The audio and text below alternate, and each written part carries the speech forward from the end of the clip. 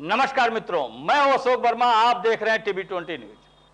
आप TV 20 news पर बने रहिए, देखते रहिए टीवी 20 न्यूज।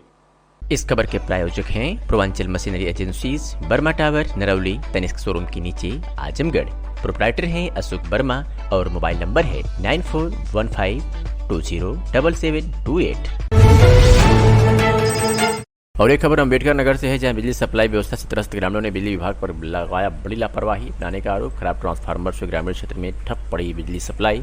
ट्रांसफार्मर मात्र 12 घंटे में हुआ खराब। लाइनमैन व जेई ने ग्रामीणों की समस्या सुनने व सुलझाने के से किया इनकार। गर्मी से परेशान ग्रामीणों ने बलिया जगदीशपुर उपकेंद्र का घेराव किया। कुराई मुद्दीनपुर के ग्रामीणों ने किया प्रदर्शन। टांडा तहसील व कोतवाली क्षेत्र का मामला। नमस्कार मित्रों, हम लोग यहाँ पे बिजली की समस्या को देखते हुए हम लोग सब यहाँ पर जो है बलिया जगदीशपुर विद्युत उपकेंद्र पर जो है उपस्थित हुए हैं। पूरे गांव वाले, पूरे गांव पूरी तरीके से लाइट से त्रस्त हो चुका है। और हम लोग सब यहाँ जो है कोरई मोहिद्दीनपुर के निवासी हैं, जो हम लोग यहाँ सब उपस्थित हुए हैं। वीडियो में आप सभी लोग देख रहे होंगे कि पूरा गाँव यहाँ पर जो है इकट्ठा हुआ है। बिजली से पूरी तरीके से त्रस्त हो चुके हैं ये लोग। जेई है, लाइनमैन है, किसी को कोई गतागम्य नहीं है। गांव वाले जो है गर्मी से मर रहे हैं, क्या हो रहा है कोई जो है किसी का पता आता है नहीं। और दूसरी चीज, हमारे यहाँ जिस तरीके से ट्रांसफार्मर दग रहा है, पूरी तरीके से रोड पे लगा हुआ है, उस ट्रांसफार्मर दगने से अगर किसी के जो है किसी के साथ कुछ दुर्घटनाग्रस्त हो जाता है तो उसका जिम्मेदार कौन होगा? उसका जिम्मेदार जेई होगा, लाइनमैन होंगे, या फिर जो है एक्सीएन होंगे, या फिर एसडीओ होंगे। इसका जवाबदेही कौन होगा? ये हम लोग जानने का सब प्रयास करेंगे। यहाँ पर पूरा गांव पूरी तरीके से एकदम, ये आप लोग समझ लीजिए कि त्रस्त हो चुका है। बिजली की इतनी लापरवाही हो रही है, जितने भी यहाँ पर बिजली कर्मचारी हैं सब पूरी तरीके से एकदम लापरवाह हैं। सबको सिर्फ और सिर्फ मतलब है तनख्वाह से, वेतन से। हम लोग जो है मीटर लगा हुआ है, प्रॉपरली जो है बिजली का बिल जमा कर रहे हैं, उसके बावजूद भी हम लोगों को लाइट जो है जिस तरीके से मिलना चाहिए नहीं मिल पा रहा है। ट्रांसफार्मर लगता है, 12 घंटे में ट्रांसफार्मर जल जाता है। इसका जिम्मेदार कौन होगा? इसका जिम्मेदार ग्रामवासी हैं या इसके जिम्मेदार जो है बिजली विभाग के कर्मचारी हैं? ये सब हम लोग जानने का प्रयास कर रहे हैं। लेकिन यहाँ पर हम लोग बलिया जगदीशपुर विद्युत उपकेंद्र पर आए हुए हैं। यहाँ पर जो है समय आप लोगों को मैं बता दूं कि इस समय हो रहा है 10:17। 10:30 बजने जा रहा है। यहाँ पर कोई भी कर्मचारी उपस्थित नहीं है जिससे हम लोग बात कर सकें, अपनी बातों को रख सके, अपनी समस्या का समाधान करने के लिए उनको हम अवगत करा सकें। ऐसे कोई भी कर्मचारी यहाँ पर उपस्थित नहीं है। हमारे यहाँ जो संबंधित जेई है वो उनका नाम है श्री परमात्मा जी। हमारे यहाँ जो लाइनमैन है वो है महेंद्र शर्मा जी। लेकिन किसी को कोई भी गतागम नहीं है। बिल्कुल एक तरीके से समझ लीजिए कि वो लोग इस तरीके से काम कर रहे हैं जिसका कोई मतलब व्यवस्था है ही नहीं। पूरी तरीके से जो गवर्नमेंट व्यवस्था दे रही है उस अनुरूप अगर ये लोग चले तो भी ग्रामवासियों को कोई तकलीफ ना हो। लेकिन ये लोग अलग से अपना सिस्टम बना रहे हैं, अलग से अपना सिस्टम बना करके कार्य कर रहे हैं। तो इसका जिम्मेदार कौन होगा, ये लोग हम लोग जानने के लिए बिल्कुल परेशान है। यहाँ पर कोई भी कर्मचारी आप लोग देख सकते हैं, पूरा दोनों गेट बंद हुआ है। कोई भी कर्मचारी यहाँ पर जो है ऐसा नहीं है कि जिससे हम लोग बात कर सके। अंदर जो व्यक्ति बैठे हैं, अगर उनसे हम बात करने का प्रयास करते हैं तो वो लोग बताते हैं कि भैया हमारा इस मैटर से कोई लेना देना नहीं है। तो हमें ये नहीं समझ में आ रहा ये हाइडिल बनाया क्यों गया? अगर हमारा यहाँ कोई सुनने के लिए नहीं है, कोई हमारी बातों को सुनेगा नहीं, हम अपनी समस्या को अगर हम उनको बता नहीं पाएंगे तो ये बनाया किस लिए गया है? सिर्फ शटडाउन देने के लिए बनाया गया है। अगर यहाँ कोई संबंधित अधिकारी नहीं है, 10:30 बज रहा है, हम ये जानना चाह रहे हैं कि इन लोगों की ड्यूटी कितने बजे से शुरू होती है। 10:30 बज गया है, गेट बंद है, कोई भी बात करने के लिए तैयार नहीं है। भाइयों, अब आगे जो भी होगा हम लोग जो भी जहां भी जाएंगे वीडियो के माध्यम से आप सभी लोगों को बताते रहेंगे। और इसके बाद हम लोग अगर यहाँ पर कुछ सुनवाई नहीं होती है तो अंबेडकर नगर जनपद के डीएम साहब के हम लोग जाएंगे और अपनी बात रखने का प्रयास करेंगे। आगे क्या होता है ये लोग आप लोग सभी देखेंगे वीडियो के माध्यम से। जय हिंद, जय भारत। जीएनपुर पुलिस ने कोतवाली क्षेत्र में 3 वर्ष पूर्व चोरी हुई बुलेट के साथ चोर को जीएनपुर पुलिस ने गिरफ्तार किया है। पुलिस ने चोरी घटना का पर्दाफाश करते बुलेट के साथ 7 चोर को गिरफ्तार किया है। जीएनपुर कोतवाल क्षेत्र के 24 जून वर्ष 2020 को लाडघाट निवासी अशोक कुमार सिंह ने अपनी चारदीवारी के अंदर से बुलेट अज्ञात व्यक्ति के द्वारा चोरी के आरोप पर जीएनपुर पुलिस ने अज्ञात के विरुद्ध मुकदमा दर्ज कर बुलेट व चोर की तलाश में जुट गई। लाडघाट चौकी इंचार्ज सौरभ सिंह ने जांच के दौरान विकास राव पुत्र राधेश्याम निवासी कोलखी चरमसरन थाना बखिरा जनपद संत कबीर नगर का नाम प्रकाश में आया। मुखबिर की सूचना पर सौरभ सिंह कुमार सिंह ने सोमवार की सुबह पुलिस बल के साथ विकास राव जो बुलेट को बेचने के लिए जा रहा था कुरावना पर जाने वाली नहर पुलिया के पास से गिरफ्तार कर लिया। वही जीएनपुर पुलिस को बड़ी सफलता मिली, जिसमें 3 वर्ष पूर्व चोरी हुई बुलेट के साथ चोर को गिरफ्तार करने में सफलता हासिल की है।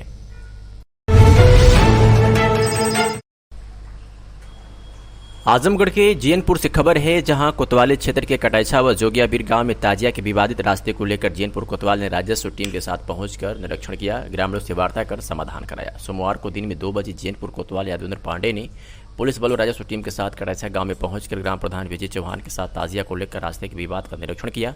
वहीं ग्रामीणों से बातचीत कर दोनों पक्षों के सहमति से विवादित रास्ते का समाधान करा, जिसके बाद जोगियाबीर गांव में एसआई शंकर यादव ने पहुंचकर गांव में ताजिया के रास्ते को लेकर ओम प्रकाश चौहान और सौंद के बीच आरपीसी सहमति से समाधान कराया गया। विदित हो मुहर्रम पर निकलने वाली ताजिया को लेकर बैठक कर विवादित स्थानों पर उप जिलाधिकारी सगड़िया अतुल गुप्ता के निर्देश पर जीयनपुर कोतवाल यादवेंद्र पांडे ने पुलिस बल के साथ पहुंचकर दोनों जगह आपसी सहमति से विवाद का समाधान कराया। आजमगढ़ के जीयनपुर से खबर है, जहां लड़की को अगवा करने वाले अभियुक्त को पुलिस ने गिरफ्तार किया है। घटना के बारे में आपको बता दें कि 12 जुलाई 2023 की बात है, जहां थाना स्थानीय पर एक मुकदमा पंजीकृत किया गया था कि कमरुद्दीन उर्फ ताक आफत उर्फ बिलाल निवासी ग्राम समुद्रपुर थाना जीयनपुर जनपद आजमगढ़ मेरी पुत्री को बेला फैसला कर भगा लिया गया है कि तहरीर के आधार पर थाना स्थानीय में मुकदमा पंजीकृत किया गया। इसमें पुलिस ने आज उसे गिरफ्तार करने में सफलता हासिल की है। उत्तर प्रदेश कांग्रेस कमेटी पिछड़ा वर्ग विभाग के आह्वान पर आजमगढ़ नगर की नेहरू हाल में जाति जनगणना कराओ आरक्षण बचाओ को लेकर एक मंडलीय महासम्मेलन आयोजित किया गया था। कार्यक्रम को सफल बनाने के लिए निजामाबाद विधानसभा क्षेत्र में से युवा कार्यकर्ता नए नुकसान प्रदेश महासचिव ओबीसी रीता मौर्य के नेतृत्व में सैकड़ों की संख्या में महिला व पुरुष नेहरू हाल में पहुंचे थे। कार्यक्रम में उत्तर प्रदेश कांग्रेस कमेटी पिछड़ा वर्ग विभाग के चेयरमैन मनोज यादव, उत्तर प्रदेश कांग्रेस के प्रांतीय अध्यक्ष वीरेंद्र चौधरी, अल्पसंख्यक कांग्रेस से शाहनवाज आलम, देवेंद्र निषाद आदि मुख्य अतिथि के रूप में मौजूद रहे। मीडिया से बातचीत में युवा कार्यकर्ता नैलो खान ने कहा कि भाजपा सरकार दलितों, पिछड़ों, वंचितों का हक छीनने पर तुली हुई है। वर्तमान सरकार पूंजीपतियों की सरकार है। सरकार में पिछड़ा वर्ग के लोगों का शोषण हो रहा है। उन्होंने कहा कि यह सम्मेलन पिछड़ा वर्ग के जनगणना व आरक्षण हटाने की मांग को लेकर किया गया है। वहीं ओबीसी प्रदेश सचिव रीता मौर्य ने कहा कि हम अपना हक हर हाल में लेकर रहेंगे। क्या नाम है, कहाँ के रहने वाले? हमारा नाम है नैलू खान, हम रहने वाले सरायपुर गांव, निजामाबाद विधानसभा, आजमगढ़ जिला। यहाँ क्या कार्यक्रम चल रहा है? यहाँ कांग्रेस का कार्यक्रम चल रहा है, लोगों का मतलब पिछले वर्ष का जोड़ने का और सबको मिलाने का, जोड़ने का। कि जो राहुल गांधी जी 4000 किलोमीटर भारत यात्रा किए थे, उसी को मतलब लोग यहाँ से कार्यक्रम रखते हैं और सब लोग सैकड़ों के साथ निजामाबाद से हम लोग यहाँ पे आए हैं इस कार्यक्रम में और सबको जोड़ने का और समझाने का काम कर रहे हैं। क्या उद्देश्य है इस कार्यक्रम का? ये कि जो पिछली सरकार है भाजपा की, जो गरीबों का, मजदूरों का हक मार रही है, जो ये सब कर रहे हैं, सबको हक मतलब इतना कर रहे हैं कि गरीब रोड पे आ गए हैं और कोई इनको देखने वाला सच्चाई नहीं है। सच्चाई देखने वाला कोई नहीं है। अगर हकीकत देखा जाए तो भाजपा के लोग हर तरह से दबाव बांध रहे हैं, किसी को जेल भिजवा रहे हैं, किसी का मामला बना रहे हैं। ये गरीबों को क्या कहते हैं कि सबका साथ, सबका विकास, किसी का साथ, किसी का विकास, कैसा साथ विकास है? ये कैसी सरकार है? हम लोग 2024 में पूरे तन मन धन से, पूरी ताकत से कांग्रेस को हम लोग अपने सत्ता में लाएंगे। पूरा परिचय? रीता मौर्य, ग्राम सभा पारा फुलवरिया, आजमगढ़ की रहने वाली हूँ। और पद हमारा है प्रदेश महासचिव ओबीसी का। यहाँ कार्यक्रम चल रहा है, कैसा ये जाति जनगणना की कार्यक्रम चल रहा है। ओबीसी की जो है कि सबको किया जा रहा है कि हमारी जनसंख्या कितनी है। लोग जैसे हमारे लोगों को हमेशा दबाने की कोशिश करते हैं, जैसे आरएसएस वाले देख लीजिए और सारे लोग। तो इसलिए हम जाति जनगणना कराएंगे कि हम कितने लोग हैं और हमारी जनसंख्या कितनी है। तो इसलिए कार्यक्रम में मैं हजारों कई सौ लोगों को संख्या में आई थी, भारी संख्याओं में। इस सब कार्यक्रम को सफल बनाने के लिए हमने दिन रात परिश्रम मेहनत किया और हमारे प्रदेश अध्यक्ष मनोज यादव जी भी आए हुए हैं और प्रांतीय अध्यक्ष जो है वीरेंद्र चौधरी आए हैं, मनोज गौतम जी आए हैं और शाहनवाज आलम जी भी आए हैं। हमारे जिले के जिला अध्यक्ष ओम प्रकाश यादव जी हैं। सारे लोग मिलकर अगर ये मांगे आप लोग की पूरी नहीं होती तो क्या होगा? गलत? हम लोग ऐसे करते रहेंगे।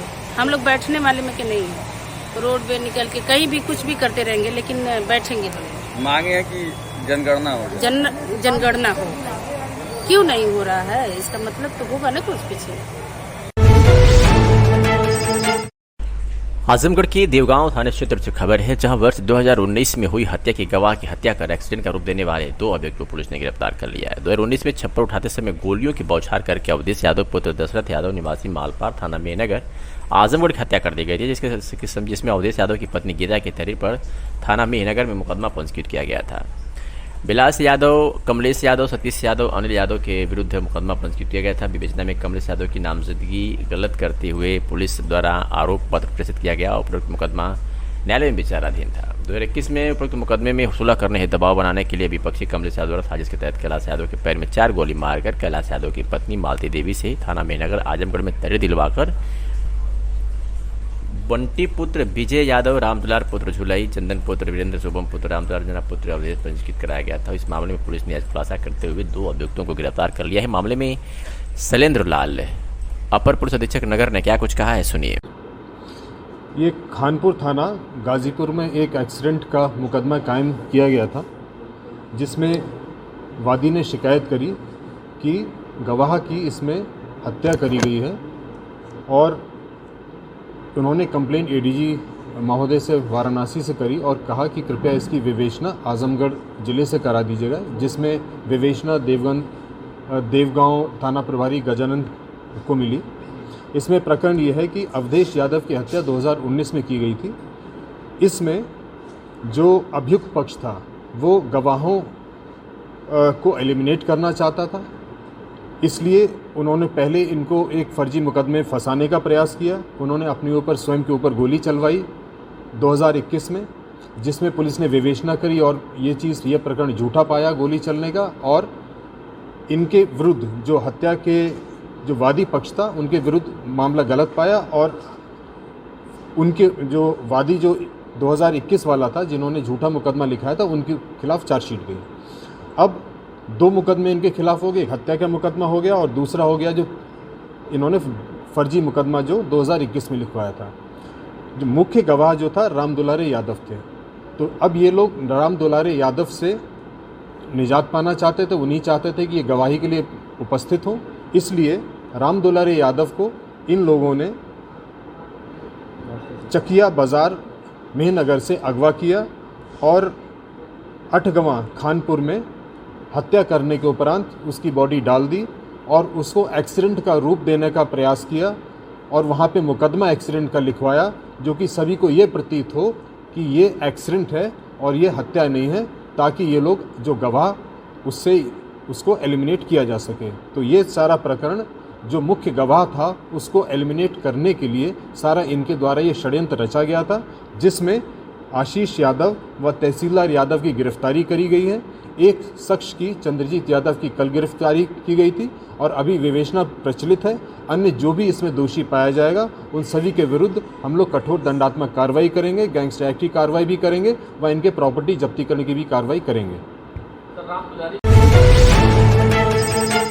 आजमगढ़ पुलिस लाइन में सड़क सुरक्षा पखवाड़ा 2023 का शुभारंभ हेतु जनपद के पुलिस विभाग व परिवहन विभाग द्वारा संयुक्त रूप से जन जागरूकता रैली का आयोजन किया गया। सड़क सुरक्षा पखवाड़ा के प्रथम दिवस पर विशाल भारद्वाज जिलाधिकारी आजमगढ़ व अनुराग आर्य पुलिस अधीक्षक आजमगढ़ द्वारा सड़क सुरक्षा पखवाड़ा जन जागरूकता अभियान का शुभारंभ किया गया, जिसमें शहर के स्कूली छात्र छात्राओं, एनसीसी कैडेट, स्काउट गाइड व अन्य सम्मानित व्यक्ति उपस्थित रहे। इस अवसर पर पुलिस अधीक्षक द्वारा उपस्थित छात्र छात्राओं व आमजन को यातायात नियमों का पालन, जैसे नशे की हालत वाहन न चलाना, निर्धारित मानक से अधिक सवारी न बैठाने, वाहन चलाते समय मोबाइल व ईयरफोन का प्रयोग न करने, आवश्यक हो वाहन न चलाने देने, अव्यवश्यक को वाहन न चलाने देने, 4 पहिया वाहन चलाते समय सीट बेल्ट का प्रयोग करने, 2 पहिया वाहन चलाते समय हेलमेट का प्रयोग करने आदि के संबंध में जानकारी दी गई।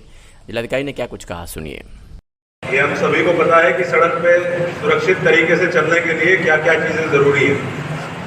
उनमें से जितने लोग हैं सबको पता है और हमें सिर्फ पालन करने की ज़रूरत है। हम सबको पता है कि हेलमेट लगा के चलना चाहिए, लेकिन हेलमेट को या तो हैंडल में टांग देंगे या हाथ में लेके चलेंगे हेलमेट को, तो सोचेंगे कि जहाँ पुलिस वाला दिखाई देगा वहाँ हेलमेट लगा दिया जाएगा। तो आप पुलिस वाले के सामने हेलमेट लगा के चलान से तो बच जाओ, लेकिन जब दुर्घटना होगी तो वही हेलमेट आपकी जान बचाएगा। एक हेलमेट लगाने से फ़र्क इतना पड़ जाता है कि किसी एक्सीडेंट में अगर बाइक वाले ने हेलमेट लगाया हुआ है और एक्सीडेंट हो जाता है तो बहुत संभावना है कि आपको कुछ चोट तो आएगी, लेकिन आपकी जान बच जाएगी। और अगर हेलमेट नहीं लगाया है तो हेड इंजरी होगी, सिर में चोट लगेगी और बहुत संभावना है कि वो आपके लिए फेटल हो सकता है। इसी तरीके से आपको पता है कि रॉन्ग साइड नहीं चलना चाहिए। जिस तरफ से आपको बाईं तरफ आप चल रहे हैं सड़क के, रॉन्ग साइड ना चलें। रॉन्ग साइड बहुत एक्सीडेंट्स ऐसे होते हैं, रॉन्ग साइड एक्सीडेंट्स की संख्या इतनी ज़्यादा है और उसमें जो फेटलिटीज़ होती हैं, जितने लोगों की मृत्यु होती है, वो संख्या बहुत ज़्यादा है, क्योंकि रॉन्ग साइड में एक वाहन बहुत तेज़ी से आ रहा होता है और दूसरा वाहन स्लो है, आमने सामने की टक्कर होती है और फिर वो बहुत हानिकारक सब लोगों के लिए हो जाता है। सड़क सुरक्षा पखवाड़े का आज हम लोगों ने यहाँ शुभारंभ किया है और इसका मुख्य उद्देश्य जनपद और प्रदेश में सड़क दुर्घटनाओं में जो मृत्यु और जो सड़क दुर्घटनाएं हो रही हैं उनमें कमी लाने का उद्देश्य है। और इसके माध्यम से हम लोग जो भी वाहन स्वामी हैं उनसे ये अनुरोध हो रहा है कि वे नियमों का, जैसे सीट बेल्ट है, हेलमेट है, इसका प्रयोग करें। कोई भी हमारा चालक शराब या कोई और चीज़ का सेवन करके वाहन ना चलाए। आज वेदांता इंटरनेशनल स्कूल आजमगढ़ में सावन के दूसरे सोमवार को बहुत ही विधिवत रूप से मनाया गया, जिसमें विभिन्न बच्चों द्वारा भगवान शंकर का रूप, माता पार्वती जी का रूप, भगवान श्री गणेश जी के रूप में तथा शंकर भगवान के बाराती के रूप में भूत बैताल राक्षस के रूप में वेश बनाकर लोगों को मंत्रमुग्ध कर रहे थे। सर्वप्रथम छोटे बच्चों ने चौकी इंचार्ज प्रदीप मिश्रा व Akhilesh Singh bench of magistrate के सहयोग से कांवड़ यात्रा निकालकर भगवान भोले शंकर की पूजा आरती कर जलाभिषेक किया। तत्पश्चात बच्चों में खुशी जायसवाल ने शिव तांडव ने, धात्री सिंह ने मेरे भोले की सवारी, रोली कोण ने सत्यम शिवम सुंदर तथा समूह नृत्य में गौरा के ऊंचे हरियाणवी नृत्य व कजरी आखिर बच्चों ने बहुत ही शानदार नृत्य प्रस्तुत कर लोगों को भक्ति के सागर में गोते लगाने को मजबूर कर दिया। महादेव की महिमा का वर्णन करते हुए प्रबंध निदेशक शिव गोविंद सिंह ने बताया कि भोलेनाथ की महिमा अपरंपार है। उन्होंने शिव विश्व के कल्याण के लिए विषपान किया, जिसके लिए देवों के देव महादेव कहलाते हैं। शिव को मृत्यु और काल का देवता भी कहा जाता है, इसलिए शिव को महाकाल भी कहा जाता है। शिव आदि है, शिव ही अनंत है, शिव ही अजन्मा है, शिव ही अविनाशी है। कार्यक्रम का कुशल संचालन अनिल शुक्ला और आलोक यादव ने किया। कार्यक्रम को सफल बनाने में सुनील त्रिपाठी के साथ विशेष रूप से नीलम चौहान, उजाला गुप्ता, इंजीनियर इंद्रजीत साहनी, आकांक्षा सिंह, किशन मिश्रा, फहीम अहमद का योगदान रहा। कार्यक्रम के अंत में प्रदीप मिश्रा चौकी इंचार्ज बनकर व Akhilesh Singh bench of magistrate को अंगवस्त्र से सम्मानित किया गया। इस अवसर पर सभी शिक्षक व शिक्षकेतर कर्मचारी उपस्थित थे। बुलंदशहर में अलगा मोटर में जनता व्यापार मंडल का हुआ आयोजन, जिसमें सर्वसम्मत से ईमानदार छवि के व्यापारी नेता राकेश मित्तल को जिलाध्यक्ष चुना गया। रईस अब्बासी जिला उपाध्यक्ष, मोहित मुस्कान व मुकेश मित्तल सुरक्षक, सर्वेश राणा संगठन मंत्री, अंकित अग्रवाल आर्किटेक्ट, प्रशांत गर्ग जिला सचिव, रेमंड्स गारमेंट कोषाध्यक्ष डॉक्टर के चौधरी व ललित कुमार को सचिव के पद की जिम्मेदारी दी गई। नवनियुक्त जिलाध्यक्ष राकेश मित्तल ने बताया कि पूरे जिले में जनता व्यापार मंडल की टीम बनाई जाएगी। हमारा संगठन पूरी ईमानदारी के साथ व्यापारियों के साथ हर वर्ग के लोगों के लिए उनके हक की लड़ाई लड़ेगा और बिना किसी उगाही के काम करेगा। हम पिछले कुछ सालों से निर्धन व्यक्ति, असहाय लोगों को मुफ्त दवाएं व बच्चों की फीस, कोर्स बैग आदि की व्यवस्था करते आए हैं और इस प्रकार के कार्य आगे भी करते रहेंगे।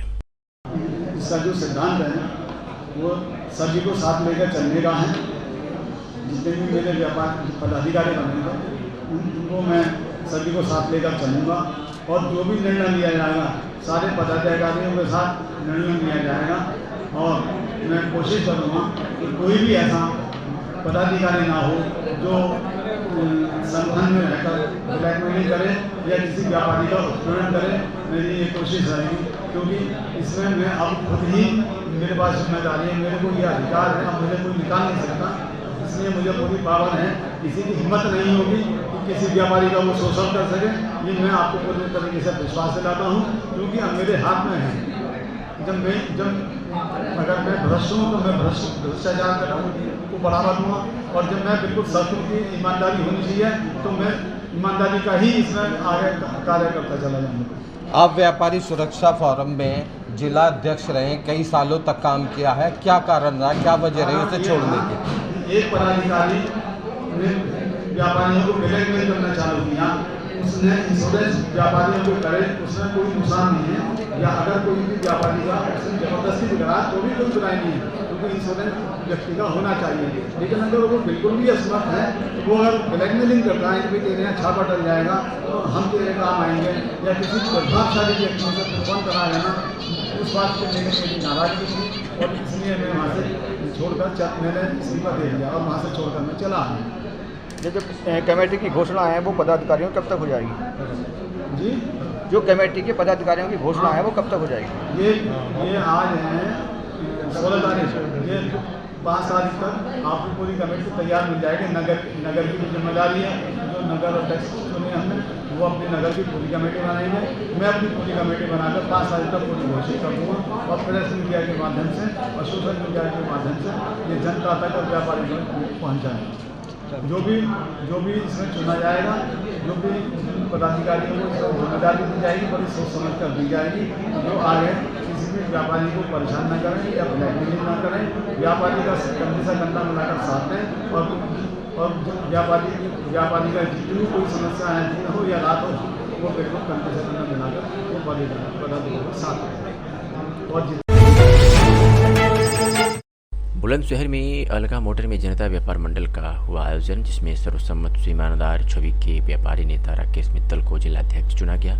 रईस अब्बासी, जिला उपाध्यक्ष मोहित मुस्कान व मुकेश मित्तल, सुरक्षक सर्वेश राणा, संगठन मंत्री अंकित अग्रवाल, आर्किटेक्ट प्रशांत गर्ग, जिला सचिव रेमंड्स गारमेंट कोषाध्यक्ष डॉक्टर के चौधरी व ललित कुमार को सचिव के पद की जिम्मेदारी दी गई।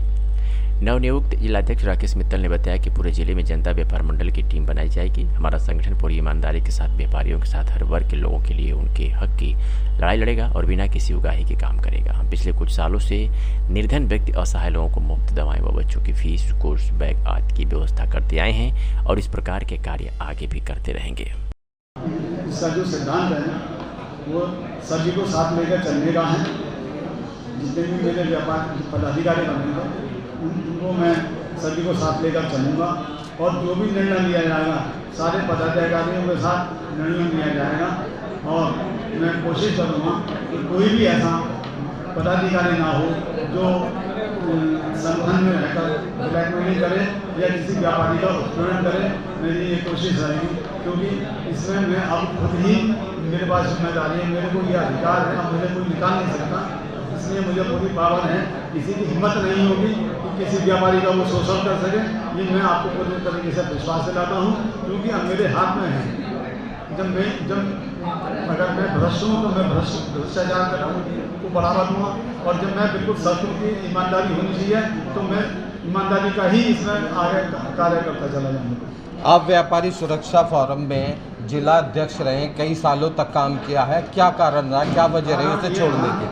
एक पदाधिकारी ने व्यापारियों को ब्लैकमेल करना चालू किया, उसने इंश्योरेंस व्यापारियों को करे, उसमें कोई नुकसान नहीं है, या अगर कोई भी व्यापारी का उसने जबरदस्ती भी करा तो भी कोई बुराई नहीं है, क्योंकि इंश्योरेंस व्यक्ति का होना चाहिए। लेकिन अगर वो बिल्कुल भी असमर्थ है तो वो अगर ब्लैकमेलिंग करता है कि तेरे यहाँ छापा डल जाएगा तो हम तेरे काम आएंगे, या किसी प्रभावशाली व्यक्तियों से फोन करा लेना, उस बात को लेकर मेरी नाराजगी थी और इसलिए मैं वहाँ से छोड़कर मैंने इस्तीफा दे दिया और वहाँ से छोड़कर मैं चला आया। ये जो कमेटी की घोषणा है वो पदाधिकारियों कब तक हो जाएगी? जी, जो कमेटी के पदाधिकारियों की घोषणा है वो कब तक हो जाएगी? ये आज है 16 तारीख, ये 5 तारीख तक आपको पूरी कमेटी तैयार मिल जाएगी। नगर की भी जिम्मेदारी है, जो नगर और टैक्स चुने हमने वो अपनी नगर की पूरी कमेटी बनाएंगे। मैं अपनी पूरी कमेटी बनाकर 5 तारीख तक पूरी घोषित कर दूँगा और प्रेस मीडिया के माध्यम से और सोशल मीडिया के माध्यम से ये जनता तक और व्यापारी तक पहुँचाएंगे। जो भी इसमें चुना जाएगा, जो भी पदाधिकारियों को इसमें जिम्मेदारी दी जाएगी, बड़ी सोच समझ कर दी जाएगी, जो आगे किसी भी व्यापारी को परेशान न करें या ब्लैकमेलिंग न करें, व्यापारी का कंधे से कंधा मिलाकर साथ दें और व्यापारी का जितनी भी कोई समस्या है, दिन हो या रात हो, वो बिल्कुल कंधे से कंधा मिलाकर वो पदाधिकारी को साथ दें। और एटा में आर्यवर्त बैंक स्टाफ और अधिकारी एसोसिएशन की संयुक्त आम सभा जेडी इन होटल जीटी रोड में संपन्न हुई। अपने उद्घाटन भाषण में स्टाफ एसोसिएशन के प्रदेश महामंत्री बीके मिश्रा ने कहा कि ग्रामीण अर्थव्यवस्था को एक मजबूत अर्थतंत्र की आवश्यकता है जो ग्रामीण जनता के साथ की जरूरत को पूरा कर सके। उसके लिए ग्रामीण बैंकों का उनके प्रयोजक में विलय आवश्यक क्या है। यूपी ग्रामीण बैंक अधिकारी एसोसिएशन के प्रदेश अध्यक्ष सुभाष चंद्र तिवारी कुंदन ने बैंकों के निजीकरण की नीति का विरोध किया और कहा कि प्रबंधन ग्रामीण बैंकों में कार्मिकों पर कार्य का बोझ तो बढ़ा रही है, लेकिन आवश्यक भर्ती नहीं कर रही है, जो बेरोजगार युवकों के भी हित में नहीं है। उन्होंने नई HR पॉलिसी शीघ्र लागू करने की सरकार से मांग की। अधिकारी एसोसिएशन के महामंत्री सुधीर सक्सेना और स्टाफ एसोसिएशन के महामंत्री ओएन टंडन ने आर्यवर्त बैंक में संगठन की उपलब्धियों के बारे में जानकारी दी। इस दौरान हुए चुनाव में अधिकारी एसोसिएशन के संरक्षक आर के गुप्ता, अध्यक्ष अनुपम जौहरी, कार्याध्यक्ष अर्पित पालिया, सचिव राजन सिंह और स्टाफ एसोसिएशन के संरक्षक उमेश यादव, अध्यक्ष सत्यपाल सिंह, कार्याध्यक्ष अजित पाल, सचिव सुनील कुमार वर्मा चुने गए। एक ऐसा समय था जब ग्रामीण बैंक की स्थापना हुई थी। हम चूंकि नए वर्ग के लोग यहाँ पर उपस्थित हैं तो थोड़ी पुरानी बात दोहराना चाहते हैं कि उस समय हम लोगों ने विकट परिस्थिति में कैसे कार्य किया। जिस समय ग्रामीण बैंक की स्थापना हुई तो पब्लिक के बीच में इसको चिटफंड कंपनी कहा जाता था। तो सबसे पहले तो हम लोग एक बैंक की विश्वसनीयता स्थापित किए। तमाम ऐसे स्थान हैं जहाँ पर हम जो है कॉमर्शियल बैंकों के कंपटीशन में अपने बैंक को लाए, लेकिन उन सब के साथ हम लोग अपने अधिकारों के प्रति भी बहुत सचेत थे। आज जो नया वर्ग हो सकता है उसमें हमारी भी कमी है, वह ट्रेड यूनियनशिप में उतना आगे नहीं आना चाहता है। हमको ख्याल है कि हम उस समय हम भी नए स्टाफ थे, 1987 की बात है। मैं उसी समय हमारे